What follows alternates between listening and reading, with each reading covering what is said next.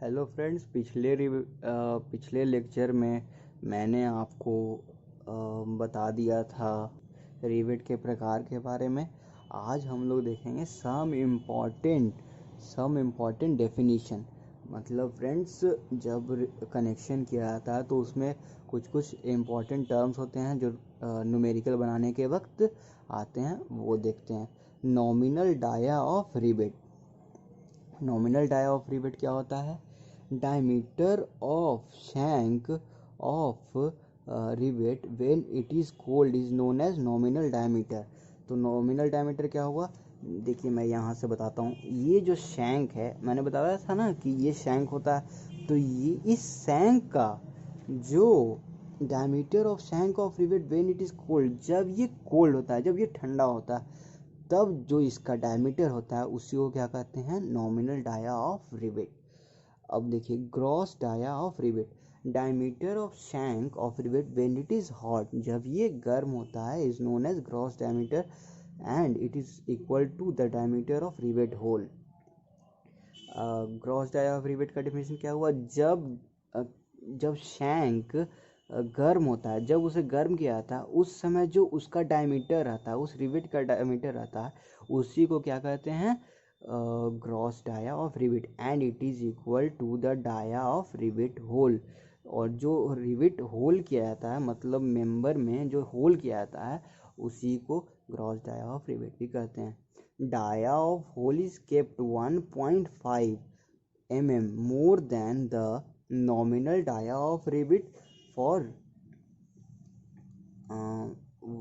dia of rivet is kept 1.5 mm more than the nominal dia of rivet for rivet less than or equal to 25 mm।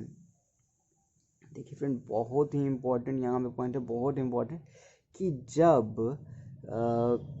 25 mm से कम या उसके equal अगर rivet का dia रहेगा तो क्या करते हैं? जैसे मान लीजिए कि मैं एग्जांपल के साथ बताता हूँ। जैसे 1 मिनट, पेन लेना पड़ेगा, पेंसिल से नहीं हो पाएगा। तो देखिए 24 आया। ओह, 24 आया। तो फ्रेंड्स, ये क्या है? 25 से तो कम है। तो इस चलते हम लोग क्या करेंगे कि 24 को हम लोग नॉमिनल डाया, मतलब 24 तो नॉमिनल डाया, तो ग्रॉस डाया के लिए हम लोग क्या करेंगे? 24.5, मतलब कि 1.5। फ्रेंड्स, 1.5 हम लोग क्या किए? ऐड कर दिए।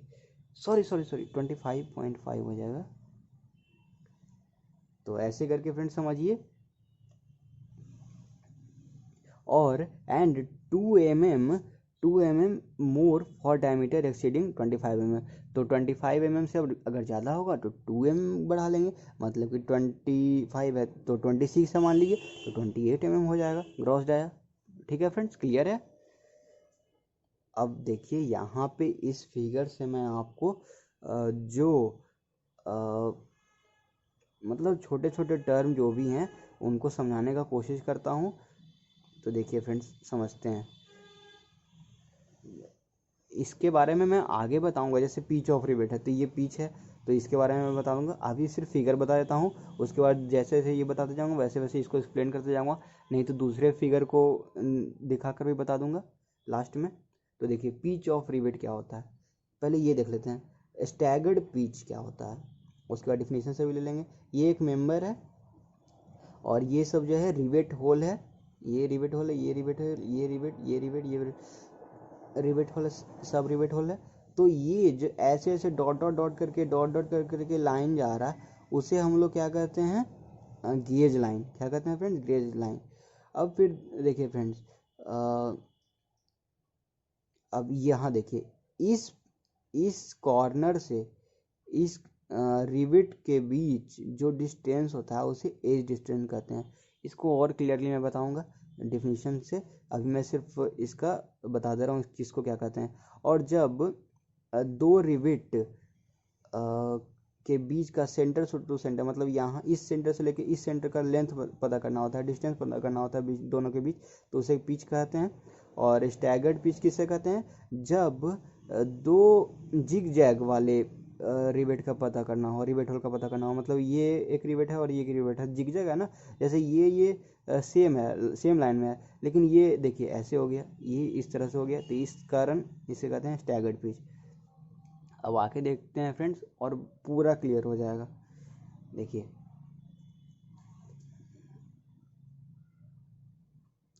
pitch is the center to center distance between any two consecutive rivets in line measured parallel to the direction of force।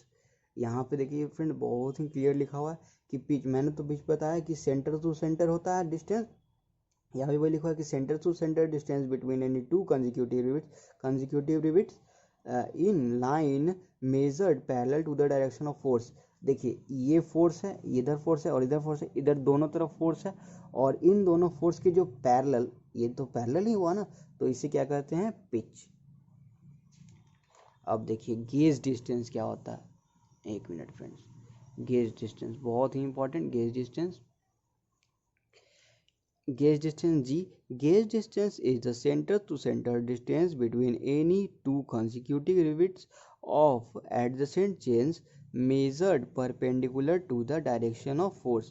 Gauge distance क्या होता है, ये मैंने नहीं बताया था, सॉरी, ये अभी बता देता हूँ। Gauge distance क्या होता है, जब देखिए perpendicular to the direction of force, ये फोर्स है, ये फोर्स है, और ये जो दो रिविट्स हैं, ये रिविट्स हैं, ये रिविट्स हैं, तो इन दोनों रिविट के बीच का जो डिस्टेंस होता है उसे क्या कहते हैं फ्रेंड्स, गेज डिस्टेंस। मतलब ऐसे देख लीजिए कि centre to centre distance between any two consecutive rivets of adjacent chains measured perpendicular to the direction of force. Clear है फ्रेंड्स। अब एज डिस्टेंस, एज डिस्टेंस क्या होता है, ये भी बहुत इंपॉर्टेंट है, सॉरी पहले end distance, distance between centre of end rivet and edge of plate element measured parallel to the direction of force. Distance between क्या है, centre of end rivet and edge of plate element. End distance का था ना, and distance, तो देखिए and distance क्या कहते हैं, ये हो गया पिच और ये हो गया आपका एक प्लेट का एंड। यहाँ पे दो प्लेट है ना, देखिए एक ये प्लेट है और एक ये प्लेट है, तो ये नीचे वाला नहीं दिख रहा, जैसे मैं आपको नहीं दिख रहा था, तो देखिए ये ऐसे था प्लेट, ठीक है, तो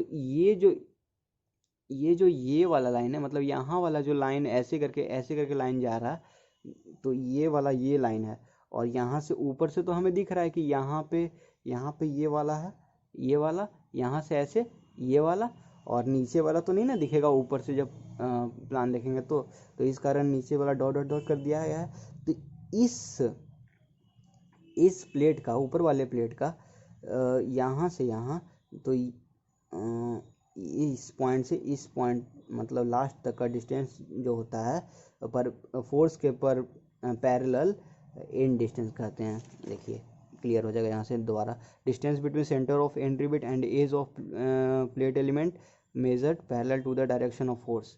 अब एंड डिस्टेंस क्या होता है, distance between centre of end rivet and edge of the plate element measured perpendicular to the force, edge of the, हाँ, तो देखिए ये सेंटर ऑफ है, सेंटर ऑफ द रिवेट है, और ये प्लेट का एज है, तो यहाँ से यहाँ, मतलब यहाँ से यहाँ, सॉरी यहाँ पे दिया हुआ ही है, तो ये जो डिस्टेंस होता है, मतलब यहाँ से यहाँ, यहीं से बता देता हूँ मैं, यहाँ से यहाँ जो डिस्टेंस होता है, ये वाला डिस्टेंस, ये वाला डिस्टेंस, इसी को कहते हैं एज डिस्टेंस। क्लियर है फ्रेंड्स।